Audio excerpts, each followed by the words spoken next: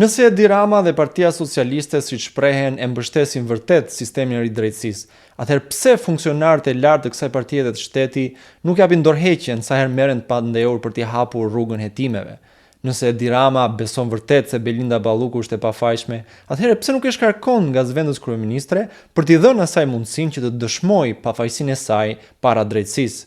Nëse Edi Rama nuk shantazhohet nga Belinda Balluku dhe s'ka asgjë për të fshehur, atëherë pse nuk e bën publike diskutimet që u bën në takimin e dieshëm që zgjati 7 orë në zyrën e tij kryeministrore me Belinda Ballukun?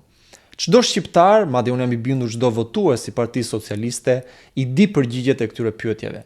E di se Belinda Balluku ka vjedhur 50 milion euro në tunelin e Llogaras me bekimin e Edi Ramës. Megjithatë, pyetja që kam unë për gjithë është kjo: në këtë moment kyç për vendin tonë, në këtë moment ku kemi një përplasje mes një qeverie të korruptuar dhe sistemit të drejtësisë, anë e kujt do të mbani?